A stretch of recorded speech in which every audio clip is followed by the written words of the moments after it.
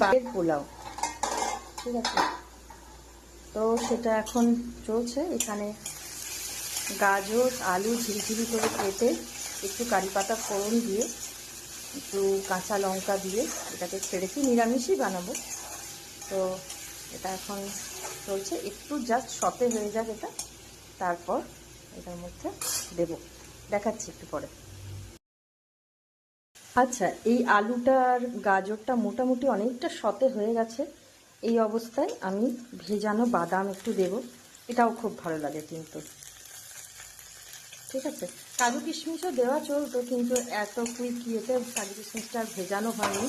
হঠাৎ করে প্রোগ্রাম হয়েছে যে একটু রাত্রেবেলাতে চিড়ের পোলাও আর বেগুনি খাবে মা, তো এই জন্য এটাই বানাচ্ছি আজকে রাত্রের ডিনার হিসাবে।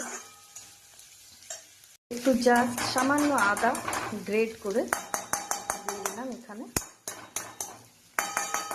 আদার গন্ধটা দেখবেন রান্নাতে খুব ভালো একটা ফ্লেভার আনে।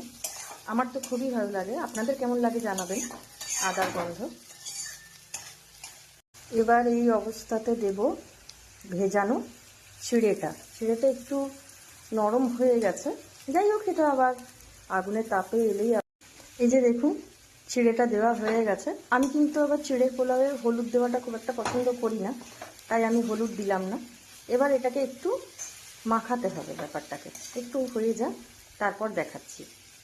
আর অ্যাড চিনি, নুনটা দেখে নেওয়া হয়েছে, টেস্ট করে দেখেছি নুনটা ঠিকই আছে।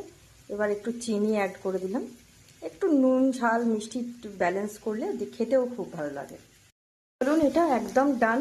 এবার ওপর থেকে একটু আমার গার্ডেন ফ্রেশ কারি পাতা অ্যাড করে দিলাম, এটার ফ্লেভারটা আরও সুন্দর চলে আসবে এই কারি পাতাটাতে।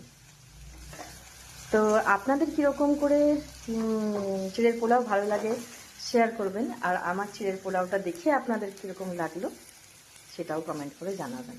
তো চলুন টাটা, সবাই ভালো থাকবেন, সুস্থ থাকবেন, দেখা হবে আবার একটা নতুন ব্লগে। টাটা।